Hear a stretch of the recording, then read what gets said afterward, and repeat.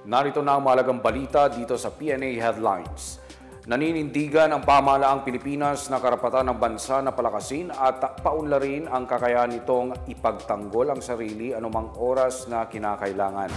Sa isang press briefing, tinawag ni National Security Council Assistant Director Jonathan Malaya na mapandin lang ang mga pahayag ng China ukol sa pagpapalakas ng depensa ng Pilipinas. Anya, hindi naman pinapakialaman ng bansa ang patuloy na pagpapalawak ng China sa kanilang missile inventory.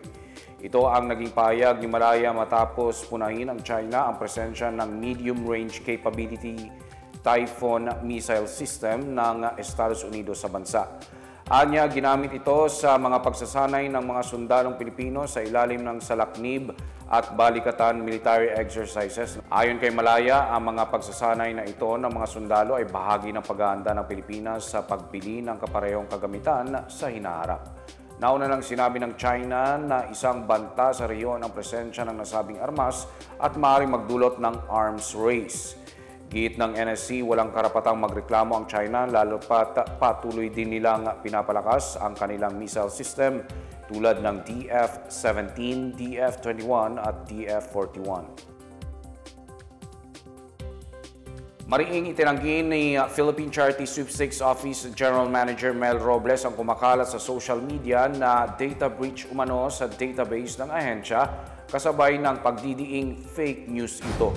Sa isang pahayag, sinabi ni Robles na hindi totoo ang mga alegasyon ng hacking at paglalabas umano ng mga sensitibong impormasyon ng libu-libong Mega Lotto winners mula 2016 hanggang 2025. Ani Robles, walang nangyaring breach sa kanilang mga datos. Wala rin umanong nagtagumpay sa mga sumusubok na i-hack ang sistema ng PCSO. Katunayan, hindi rin sila nagpadala ng anumang report sa Department of Information and Communications Technology o DICT dahil wala namang anumalyang nangyayari sa kanilang sistema. Anya, walang basehan ang mga lumalabas na ulat at wala silang natanggap na anumang kumirmadong report ukol sa insidente. Ayon pa sa PCSO, patuloy ang kanilang koordinasyon sa mga kinauukulan upang tiyakin ang seguridad ng kanilang data system. Nanawagan din sila sa publiko na maging maingat sa pagpapakalat ng hindi beripikadong impormasyon. Sa kabila ng pagtaas ng bilang ng mga Pilipinong pinipili na magsama na lamang ng walang kasal, marami pa rin ang naniniwalang mas mabuti ang magpakasal at ihayag sa harap ng Diyos at ng kani-kanilang pamilya ang kanilang pagmamahal. Pakinggan natin yan sa ulat ni Marita Muahe. Sa panahon ngayon, ilang pag-aaral na ang nagsasabi na mas marami ang gusto na lamang mag-live-in kesa magpakasal. Sa kabila nito, tila malakas pa rin ang paniniwala ng maraming Pilipino sa sakramento ng kasal, sa simbahan man o sa huwes, na pinaniniwala ang mas nagpapatatag sa pagsasama ng isang babae at lalaki sa pagbuo ng kanilang pamilya.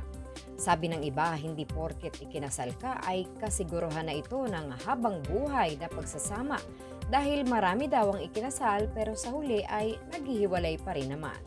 Ngayong araw ng mga puso, mahigit 200 mag-partner sa Quezon City ang nagdiriwang ng kanilang Valentine's Day bilang legal na mga mag-asawa. Ito'y matapos na sumali sila sa kasalang bayan na pinangunahan ni Quezon City Mayor Joy Belmonte kahapon. Isa na rito si Jasmine Mendez na nakasalubong natin sa Quezon City Hall habang hinihintay ang kanyang pamilya na dadalo sa kanilang kasal ng kanyang kinakasama sa loob ng ilang taon. Kwento niya, higit pa sa saya ang kanyang nararamdaman sa espesyal na araw na ito. Hindi ko ma-explain kasi doon ko naramdaman yung love. Syempre, kaya pumayag po ako magpakasal sa kanya. Depende kasi ako talaga gusto ko po nagpakasal. Na-sure po talaga na parang may sure ako na akin siya, ganun. Dala ko yung apelyido niya, ayun po. Kaya mas gusto ko yun. So ngayon, kumusta naman ang pakiramdam? Masaya. Masaya kasi nakita ko na yung true love ko. Sina John Lee at Richelle naman, parehong 28 years old, 7 taon nang nagsasama sa iisang bubong at may anak na babae. Paniniwala nila, blessing para sa kanila na mapasama sa kasalang bayan sa lungsod ng Quezon, lalo't matagal na daw nilang talagang gustong magpakasal. Blessings po siya sa amin mag-asawa kasi nabigyan kami ng pagkakataon na eto, ikasal kami, tsaka isa pa, libre pa, di ba po? Tsaka makakalas kami ng gastos. Kahit matagal na daw silang nagsasama, tila may kulang umano sa magpapatibay palalo sa kanilang pag-iibigan. Pero sa amin, mahalaga pa rin po kasi ano po yun parang sagrado po siya. Kumbaga kapag kinasal ka, talagang panghabang buhay. Mas okay po talaga yung kasal. Para lisensyado. Si Aliyah Salazar naman, kahit bata pa, malakas ang paniniwala sa sagradong kasal, dala na rin ang kanyang pagiging Kristiyano. Bukod dito, bahagi rin umano ang kasal ng kulturang Pilipino. Sa palagay ko po, bilang isang Kristiyano, mas pabor pa rin po ako sa pagpapakasal muna kasi isa yun sa pagiging kultura at pinanghawakan na bilang isang Pilipino. Ganito rin ang paniniwala ni John Patrick Humang. Bagamat wala pa daw siyang girlfriend dahil bata pa naman siya, focus daw muna siya ngayon sa kanyang pag-aaral, sa kanyang pamilya at sa Diyos. Sa tingin ko mas maganda po yung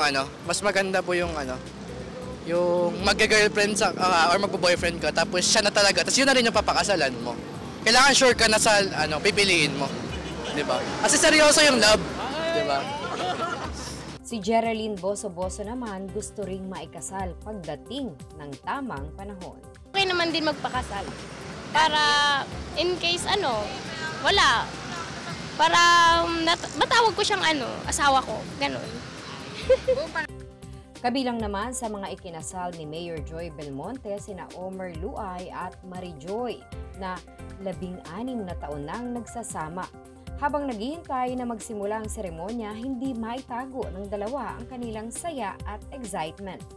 Tulad ng marami umanong babae, pinangarap din ni Marie Joy na maikasal sa kanyang minamahal. Hindi, una-una syempre masaya. Bilang isang babae, matagal ko nang inaantay ito, alam niyo yan. Sabi naman ni Omer, matagal na rin nilang gustong magpakasal. Yun nga lamang, marami rin silang pagsubok na hinarap, lalo't bata pa sila nung una silang nagsama. Kasama naman na sa mga plano. Siyempre, medyo struggle pa kasi nung mga bago pa kami. Lalo na mga bata pa kami. Iba kasi yung baka yung iba kasi pag nagpapakasal na maaga, 'di ba? Baka may kasabayan ng mga matatanda, alam mo na. Pero ngayon, super happy naman kami. Sa tagal ng pagsasama namin. Kasama naman yung mga struggle. Pero ngayon, sobrang happy kami. Mas lalong happy kami ngayon. Kwento ni Marie Joy, hindi na siya nagpakipot nang inaya siya ni Omer magpakasal. Yung gusto ko yung siya yung magsasabi sa akin. No? Sobra. Chinat niya pa ako. Wala nang tanggi-tanggi. Agad. Para sa PNA Headlines, ako si Marita Muahe.